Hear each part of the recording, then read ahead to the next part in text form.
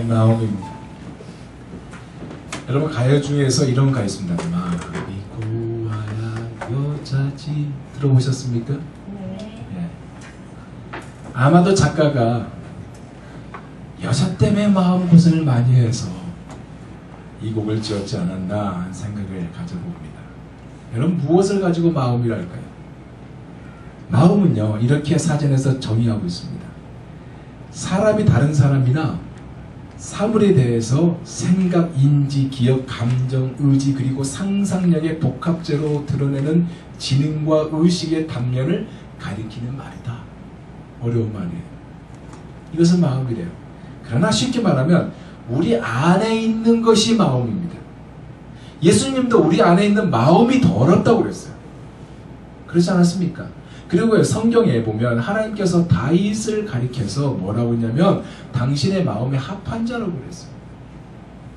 이 말은요 하나님께서 다윗이 자신의 마음에 들었다는 얘기입니다. 그런데 이것이 어떤 의미냐면요 하나님께서 첫눈에 다윗을 보고 반했다는 것이 아니라 다윗을 겪어보고 자기 마음에 들었다고 이 얘기를 한 것이에요. 그렇게 봤을 때 저와 여러분도 가능성이 있다는 생각을 버릴 수가 없어요. 이런 말 있죠. 첫눈에 반해 마음에 들었다는 말. 여러분은 결혼하실 때 누가 먼저 첫눈에 반했나요? 물론 서로 자신이 그렇게 첫눈에 반했다고 말을 할 사람은 없을 겁니다. 안 그래요? 그러나 결혼한 다음에 겪고 나은 이야기가 뭡니까?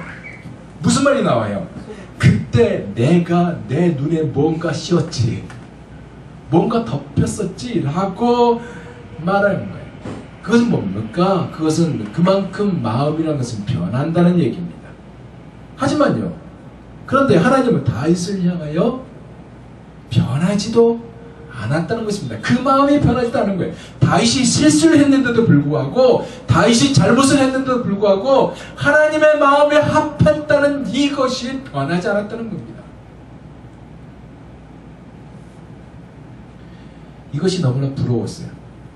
말씀을 준비하면서 이 생각을 하면서 서론에 이것을 꺼내면서 하나님이 다윗이 범죄했고 다윗이 실수했음에도 불구하고 하나님의 마음에 합했다는 이것이 변하지 않은 이것이 부럽다는 생각이 들었습니다. 그가 골리앗을 죽였기 때문에 그랬을까요? 그가 여러 나라를 정복했기 때문에 그랬을까요? 그게 아니거든요. 그럼에도 불구하고 하나님을 향한 그 마음을 아주 작은 것이라도 할지라도 그 마음을 무척이나 기쁘게 보셨다는 것이 말씀을 준비하면서 우리도 희망이 있다는 생각을 가져봤습니다. 오늘 본문도요 하나님의 마음에 대해서 이야기하고 있습니다. 애굽에 대한 심판과 함께 회복에 대한 약속 그리고 애굽과 아수르가 이스라엘과 함께 하나님을 경외하는 날에 대한 이야기가 오늘 본문의 줄거리 핵심입니다. 그런데 왜 이것이 하나님의 마음일까요?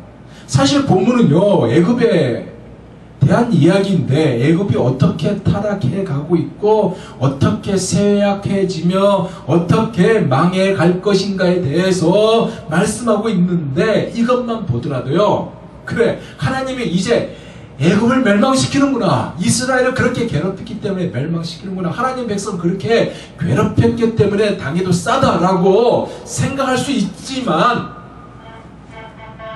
그러나 말씀을 보면요 이것과 전혀 관계가 없는 전혀 다른 얘기를 하고 있다는 것입니다. 무엇이냐면 애굽 땅 중앙에 뭐가 있다고요? 여호와를 위한 제단에 대한 희한한 말을 하고 있는 것입니다. 생각해 보세요. 애굽은요 이스라엘과 어울릴 수 없는 나라입니다. 그래서 심판은 당연해요. 그런데 여호와께서 말씀하시기를 여호와께 경배하는 자가 생긴다는 말을 하고 있고요. 도저히 하나님의 복에 들어갈 수 없는 무리인데도 불구하고 이스라엘과 함께 복을 받는다는 말씀을 하고 있어요. 물론 이 말씀은 메시아의 예언에 대한 말씀입니다. 그럼에도 불구하고 무엇을 얘기하냐면 이스라엘만 하나님의 자녀가 되는 것이 아니라 이 지구의 모든 족속들이 여호와의 영광을 보게 하고 여호와의 이름을 부르게 하는 것이 하나님의 마음이고 우리를 향한 하나님의 마음이라는 것을 말씀하고 있다는 것입니다. 그래서 이 본문은, 우리가 읽은 본문은 하나님의 부탁이 담겨져 있어요. 하나님의 마음이 담겨져 있어요. 그것이 뭘까? 첫째로 우리가 하나님을 모르는 도성이 되지 말라는 부탁입니다. 18절에 이렇게 말하고 있어요. 그날에 애굽 땅에 가나안 방언을 말하며 만군의 여호와를 가리켜 맹세하는 5 성읍이 있을 것이며 그 중에 하나를 망할 성이라. 칭하리라. 5개의 도시가 있대요. 근데 그 중에 하나가 망할 도시랍니다. 여러분, 망할 성이라는 의미는요, 다른 말로 장망성이라고 해요. 그러면 왜 망하는 것일까요? 그것은요, 이 성이 하나님을 모르기 때문에 망하는 것입니다. 여러분, 하나님을 아는 것과 하나님을 모르는 것은 하늘과 땅의 차이예요. 왜냐하면 구원을 얻느냐 못 얻느냐의 가장 중대한 갈림길이 되기 때문에 그렇습니다. 저와 여러분이 이렇게 함께 모여서 하나님께 예배한다는 것은 엄청난 은혜입니다. 이해가 안 되는 분도 계시겠지만, 여러분, 어떻게 우리가 하나님의 이름을 부르며 어떻게 이렇게 우리가 모여서 예배를 드리는 자리로 나올 수 있는 것입니까? 하나님의 전적인 사랑이 있었기 때문에 가능합니다. 저와 여러분이 어떻게 예수님을 나의 구주로 영접하게 됩니까? 어떻게 예수님을 나의 구주로 영접하였습니까? 과거에 우리는요, 사망으로 덮여 있었고 영원히 죽을 수밖에 없는 존재가 아니었습니까, 여러분? 그런 우리가 하나님의 예정하심과 택정하심을 입어서 예수 그리스도를 나의 구주로 영접하게 된 것입니다.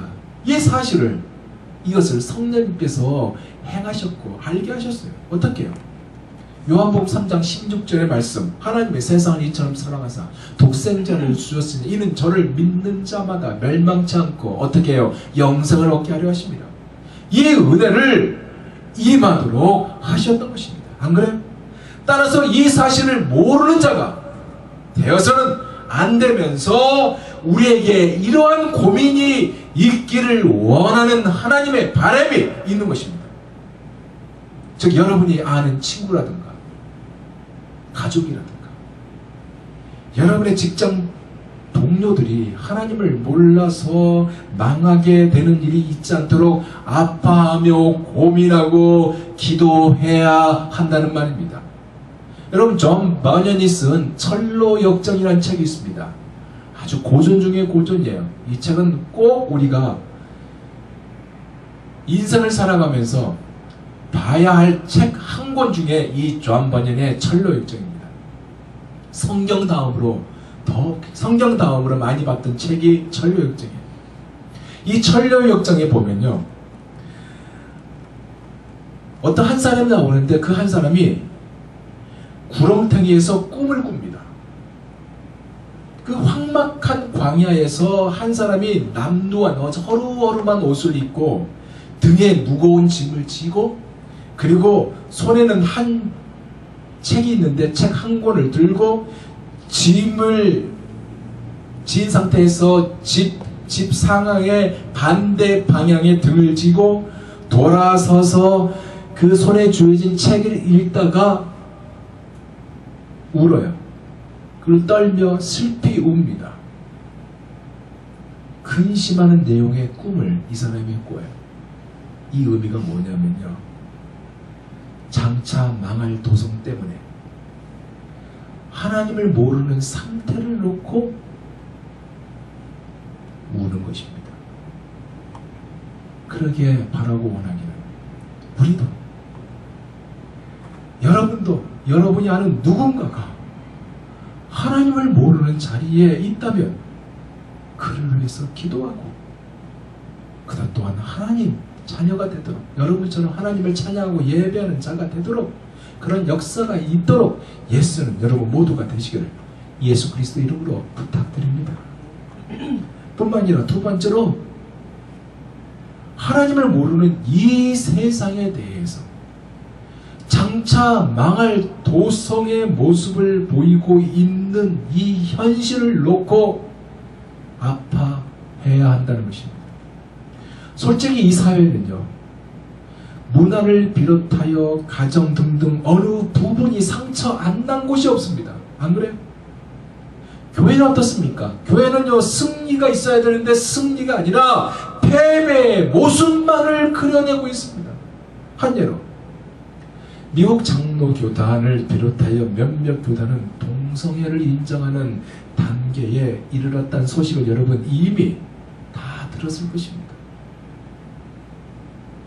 이 문제로 인하여 미국을 비롯하여 한인교계에서도 양대 교단을 꼽고 있는 장로교와 감리교 교단이 심각한 분열의 조짐을 보이고 있잖아요.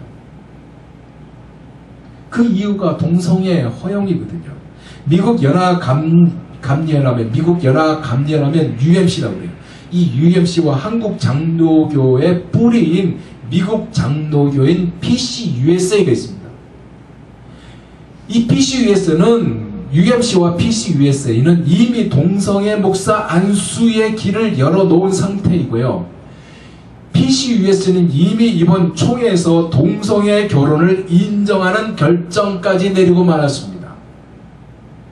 그래서 한인교회들이, 여기에 속한 한인교회 노예가 이 노예들을 중심으로 교단 탈퇴 문제가 쟁점으로 부상되고 있는 것이 요즘 현실입니다.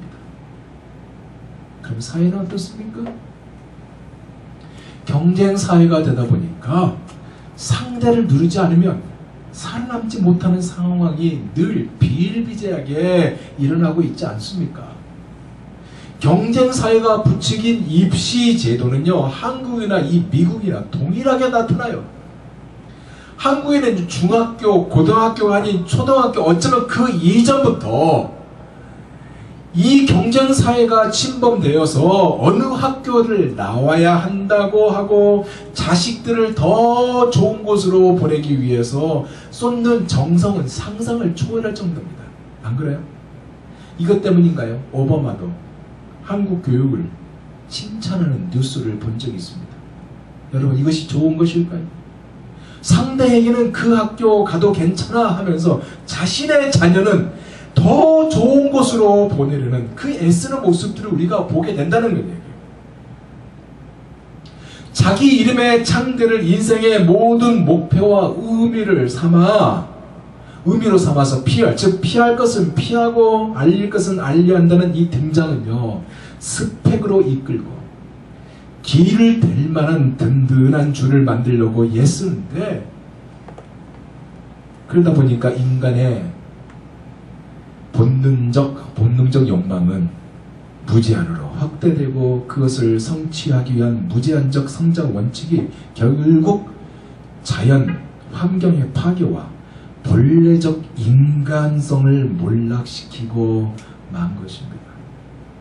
물론 이것이 물질 문명의 발전으로 보겠지만 마침내는요, 어떻게 해요? 종말로 다가가고 있다는 사실입니다.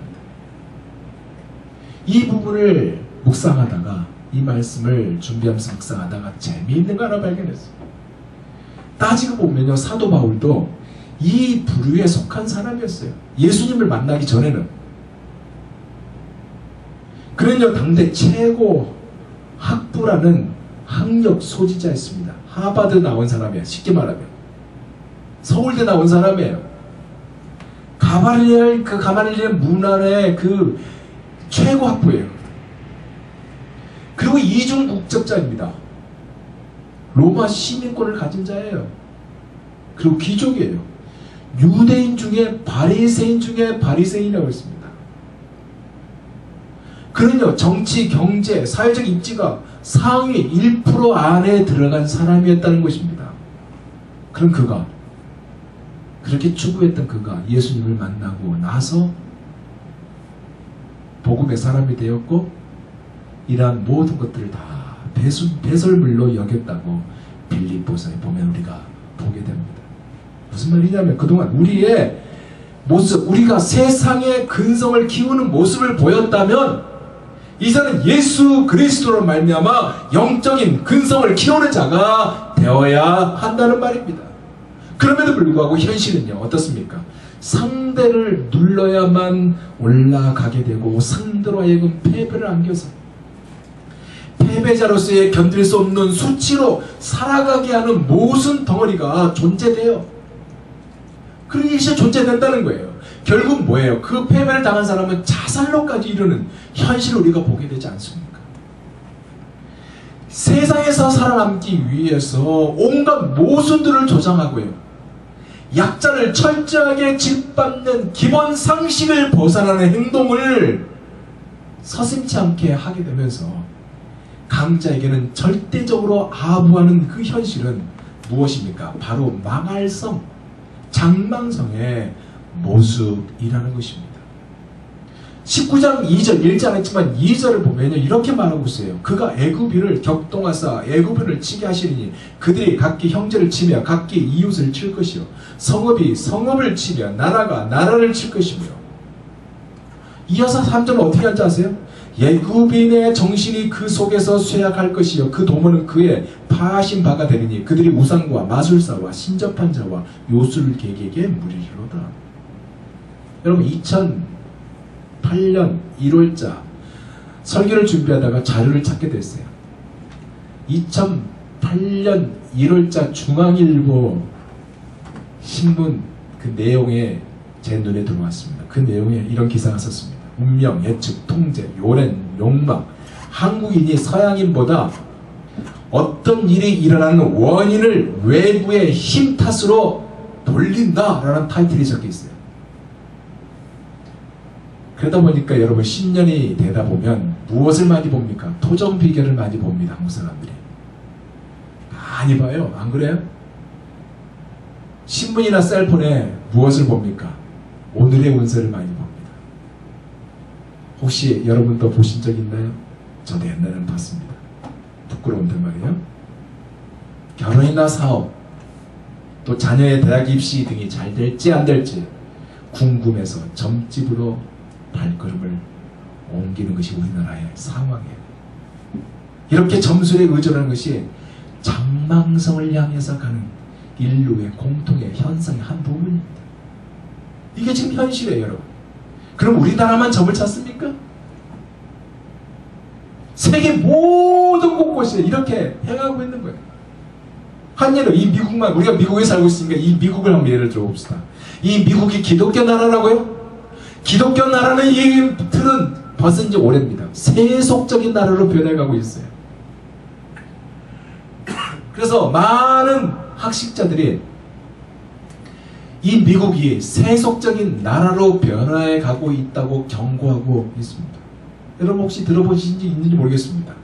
이 미국이요 공공의 영역에서 명시된 기독교의 영향을 조직적으로 제거하고 있습니다. 이 조직적으로 제거하는 동안 미국 시민들의 시야에서 대두되고 있는 새로운 종교가 있는데 그 새로운 종교가 무신론이 아니라 범신론입니다. 모든 종교를 다 받아들이는 겁니다.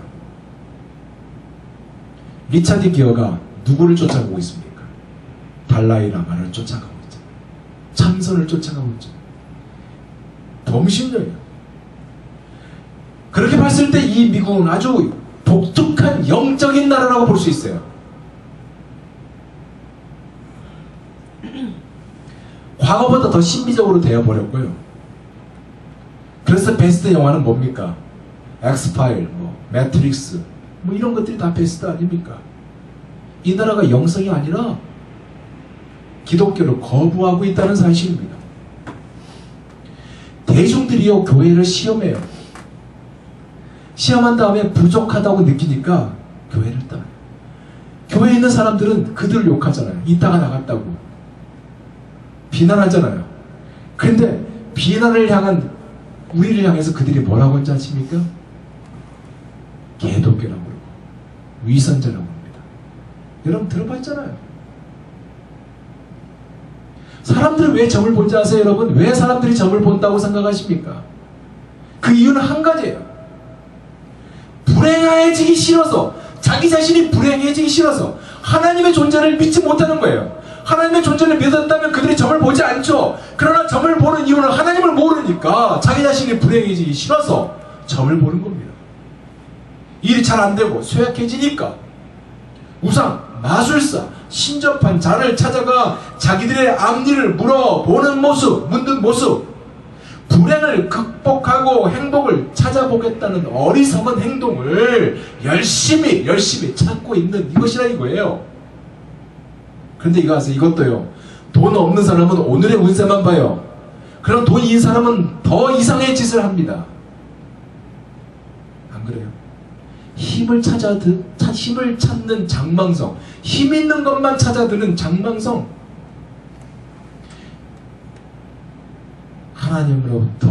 하나님의 마음으로부터 하나님으로부터 벗어나는 이 벗어난 망할 도성, 조그마한 어려움만 생겨도 원망과 불평을 하는 모습을 하지 말라고 하시는 말씀이고요. 진짜 우리로 하여금 하나님의 백성으로 살아야 함을 말씀하고 있는 것입니다. 그러면 마지막 세 번째로, 이것의 구체적인 것이 무엇일까요? 그것은요, 우리를 통해 하나님이 하시고자 하는 하나님의 계획을 알고 실천하는 자가 되는 것입니다. 22절에서 23절 말씀입니다. 22절 이렇게 말하고 있습니다. 여호와께서 애굽을 치실 것이라도 치시고는 곧 치실 것인 고로 그들이 여호와께로 돌아올 것이라. 여호와께서 그 간구함을 들으시고 그를 고쳐주시리라. 이 말은요, 하나님께서 애굽을 심판하시는데 심판으로 끝난 것이 아니라 이어서 고치신다는 말씀. 그러니까 바꿔 말하면 뭐예요? 이 심판은 결국 고치시기 위한 심판이라는 말이에요. 이 심판을 통해서 누군가가 고침을 받기를 원하시는 하나님의 마음이 있다는 말씀이에요. 그러기에 우리는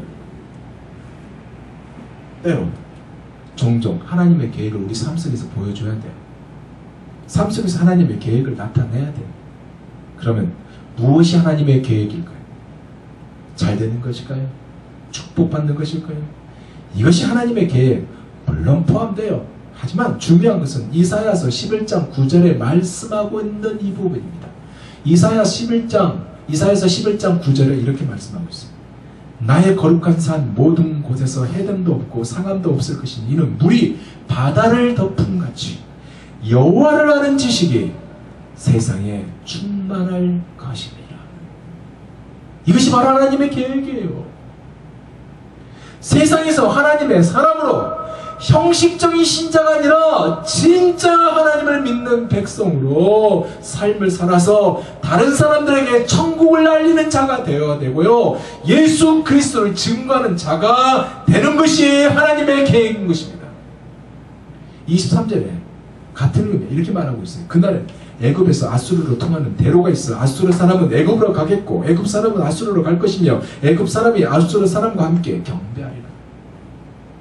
여기에 애굽과 아수르는 하나님을 모르는 백성이, 안 그래요? 그런데 이 백성이 하나님을 경배하는 자리로 나온다는 말을 하고 있습니다. 이것이 어떻게 가능하게 될까요? 분명히 장망성이고요, 분명히 애굽입니다. 분명히 아수르지만 저와 여러분이 하나님을 바로 섬기고 삶 속에서 하나님의 살아계심을 보여주는 역사가 있다면, 안 믿는 자가 애굽인이고 안 믿는 자가 아수르이잖아요. 여러분이 아는 안 믿는 자, 여러분이 아는 친구가 가족이든 안 믿는 모든 사람들이 여러분의 모습을 보고 하나님 앞에 나오게 되는 역사를 보게 한다는 것입니다. 그래서 그 사람들이 말하기를, 내가 너를 보니 하나님에 계시는 것 같고, 내가 너를 보니 너를 믿는 하나님, 네가 믿는 하나님 나도 믿고 싶다라는 그런 고백을 듣게 한다는 얘기입니다. 이 얘기가 분명히 애굽이나 아수르는 강대국이고 힘이 있는 자들입니다. 아직 주님을 모르는 여러분의 친구나 가족이 애굽이고 아수르라고 그랬잖아요. 힘이 있어요. 그들이 그 힘 있는 그들 때문에 여러분 고통이 따르고 고난이 따르는 거 맞습니다. 그들이 힘이 있기 때문에 하나님도 찾지 않아요. 그런데 이들이 하나님을 경배한다는 말이에요. 하나님을 찾는 환경이 된다는 말이고, 여러분을 통해서 그들이 하나님을 알게 하라는 하나님의 부탁인 것입니다. 사랑하는 성도 여러분, 그러면 이렇게 우리 자신 스스로 질문을 던질 수 있습니다. 내가 이것을 하기에 너무나 멀리 와봤다. 내가 이것을 하기에는 나의 모습이 너무나 멀리 가 있다. 그렇게 스스로 질문하고 있지는 않습니까? 이것을 하기에 지금 영적으로 많이 잃어버렸다고 생각하고 있지 않습니까? 과거에는 예수 그리스도만 생각하더라도 가슴이 벅찼던 우리인데 지금은 이것이 언제 있었는가 하는 상황이 되고 말았다고 생각하지 않습니까? 이 망할 도성 장망성에 나타나는 비극은요, 하나님의 백성이 영적으로 죽어 하나님의 백성으로서 살아야 할 이유를 잃어버렸다는 사실입니다. 왜요? 삶이 너무나 힘드니까, 이 현실을 살아가기에 너무나 벅차니까, 너무나 분주하고 너무나 힘드니까 하나님과의 만남이 점점 멀어져 가버리고 있다는 사실, 그거 아닙니까 여러분? 그럼에도 불구하고 주님은 호세아서 6장 1절에 3절에 이렇게 우리에게 부탁합니다. 뭐라? 우리가 여호와께로 돌아가자. 여호와께서 우리를 찢으셨으나 도로 낫게 하실 것이요 우리를 치셨으나 싸매어 주실 것입니다. 여호와께서 이틀 후에 우리를 살리시며 제3일에 우리를 일으키시니 우리가 그 앞에서 살리라. 그러므로 우리가 여호와를 알자. 힘써 여호와를 알자. 그의 나오심은 새벽빛같이 일정하니 비와 같이 땅을 적시는 늦은 비와 같이 우리에게 임하시리라 하리라. 이스라엘 이 나라 오랫동안 애굽이나 아수르에게 많은 핍박과 어려움을 당했던 민족 맞습니다. 강대국 사이에 존재되는 샌드위치 나라가 바로 이스라엘이에요. 우리나라도 마찬가지 아닙니까? 열강 사이에서 고통당했던 나라가 우리나라예요. 나라같이 뺏겼던 우리나라예요. 근데 이 우리나라에 선교사를 통해서 하나님의 복음이 전해졌고, 그리고 곳곳에 교회를 세워지게 하시며 망할 도성으로 나가고 있지만, 그럼에도 불구하고 하나님 앞에 나와 하나님의 은혜를 구하는 나라가 대한민국 조국 아닙니까?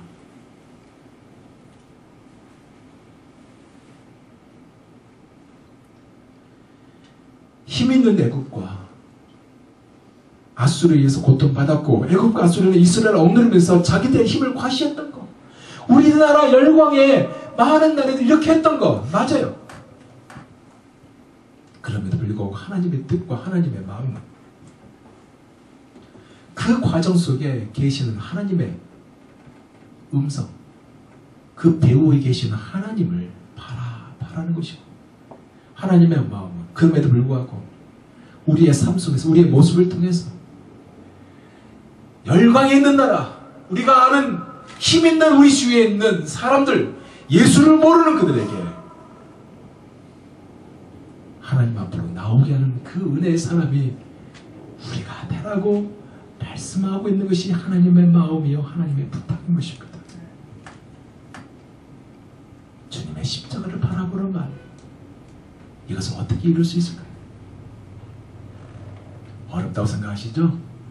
그러나 쉽습니다. 그러면서 어렵습니다. 여러분, 지금 브라질 월드컵 한참 진행 중에 있잖아요. 한국이 떨어져서 우리 속상했어요. 근데 이거 아십니까? 16강전에서 누구하고 붙었어요? 벨기에하고 미국이 붙었잖아요. 벨기에하고 미국이 붙었는데, 이 벨기에를 상대하면서 16세이브로 기록하며 맹활약을 펼쳤던 미국의 골키퍼가 있어요. 그가 누굽니까? 팀 하워드예요. 이 사람의 이름 들어본지 모르겠지만 여러분, 팀 하워드, 그가 신앙 고백을 이렇게 했습니다. 그가 신앙 고백한 것이 화제가 됐어요. CCC와의 인터뷰에서 그가 이렇게 말했습니다. 내 인생에 있어서 가장 중요한 것은 예수 그리스도. 그거는 내게 있어서 경기에서 이기거나 혹은 지는 것, 경기를 뛰거나 뛰지 않는 것보다 훨씬 중요하다. 모든 것은 덤이다. 하나님께 모든 찬양을 올려드린다 라고요. 그가 어디 있는지 아세요? 그가 미국에 있는 게 아니고요, 그가 소속된 팀은 영국의 맨체스터 유나이티드입니다. 베스트 팀이잖아요. 마음껏 즐길 수 있는 자리에 있는 그 사람입니다. 그럼에도 불구하고 그가 주일이면요 교회를 나갑니다. 그리고 주일 학교 와서 청소년들에게 봉사합니다. 지미 카터도 그랬잖아요. 자기는 주 5일 일하고 나머지는 주일 나가서 봉사한다고. 대통령에도 불구하고 주일 학교 가가지고요 버스를 운전했습니다. 그가 대통령실 때는 전 세계에서 가장 인기 없는 대통령이지만 그가 은퇴하고 나서는 전 세계에서 가장 위대한 대통령이 지미 카터잖아요. 팀 하워드. 봉사하면서 늘 이 말을 전한답니다. 들어보세요. 내게 있어서 최고의 시간은 그들 사이에서 돌팔구를 발견할 때다. 또한 그들이 하나님과 그리스도의 진정한 의미를 붙드는 것을 보는 것이다. 나는 마치 꿈을 꾼 것처럼 많은 복을 받았다. 그러나 내일 이 모든 것이 다 사라진다고 해도 나는 여전히 평안할 것이다. 대부분의 사람들에게 이상한 말로 들리겠지만 그리스도께서 주시는 평안은 그러하다. 이 평안은 그의 사랑에 뿌리를 내고 있고 모든 지각에 뛰어난 것이다. 여러분들도 이와 같은 동일한 사랑과 평안을 경험할 수 있다. 여러분은 이를 구하기만 하면 된다라고 팀 하워드가 얘기했습니다. 미국이 16강전에서 벨기에와 싸워가지고 1대2로 2대1로 석패했습니다. 근데 이 팀 하워드가 맨 오브 더 매치 최우수 선수로 발탁이 됐어요. 선출됐어요. 선정됐어요. 벨기에는요 이 경기에서 유효 슈팅 27개를 했습니다. 무려 38개에 38개 슈팅을 했지만 하워드는 그 가운데 2개만 제외하고는 모두가 막아냈어요. 벨기에 선수 뱅상 콤펜이라는 선수가 있어요. 그가 자기 그 트위터에 자기 트위터 있잖아요. 트위터에 이런 글을 썼습니다. 벨기에 미국전은 단 2단어로 표현된다. 팀 하워드. 나는 너를 존경한다. 그렇게 썼습니다. 미국 오바마 대통령도요. 팀 하워드 전화했습니다. 그리고 척 헤이글 국방장관도 전화했습니다. 배역관을 초대했어요. 그의 간증을 들었어요. 최근 얘기입니다. 무슨 얘기입니까 여러분? 하나님의 마음을 갖는다는 것은요. 먼저 그의 나라와 그 의를 구하는 것입니다. 주님의 십자가를 받아들이는 것이고요. 받아들일 때 예수 그리스도 당신께서 당하신 멸시와 고통까지 내 것으로 받아들이는 사람이 되는 것입니다. 제 말씀을 맺겠습니다. 지금 여러분이 경험하고 있고 이것이 이 어려움이 계속 존재되는 고난과 고통입니까? 만약에요 이것을 인하여 여러분이 만약에 낮아졌다면 이것은 애굽과 아수르라는 힘이 여러분을 은혜의 자리로 축복의 자리로 돌아오게 하는 역할이 되었다는 사실에 먼저 감사하기 바랍니다. 분명히 본문은 애굽에 대한 경고예요. 하나님께서 보라 여호와께서 빠른 구름을 타고 애굽에 임하시리니 애굽의 무상들이 그 앞에서 떨리겠고 애굽인의 마음이 그 속에서 녹아리로다. 이렇게 말씀하시므로 하나님께서 심판자로서 빠른 구름을 타고 애굽에 임하하며 심판을 시행하셔서 참 하나님 앞에 그 헛됨과 허무함이 드러날 것이지만 하나님께서 애굽 땅에 하나님의 구원의 은혜가 임할 것을 말씀하셨다는 것은 이방에게도 생명을 얻는 회개와 구원의 은혜가 임할 것이자 하나님의 구원의 은혜가 이스라엘뿐만 아니라 애굽을 포함한 이방인들에게도 이방인 나라에게도 전해지는데 이 일을 우리 하나님께서 오늘 말씀을 통해서 말씀하시듯이 저와 여러분이 여러분의 일터에서 여러분의 고한 처소에서 하시기를 원한다는 사실입니다. 이것이 하나님의 뜻이고 하나님의 마음입니다.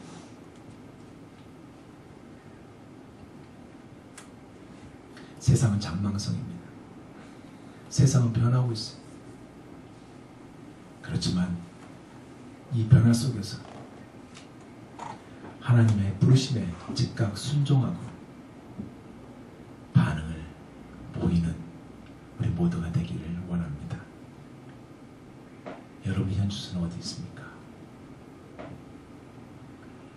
오늘 이 말씀을 생각하면서 내 마음의 주를 향한 사랑이 이 찬양을 같이 나누며 우리 함께 우리 자신을 돌아보고 기도하는 이 시간 되기를 원합니다.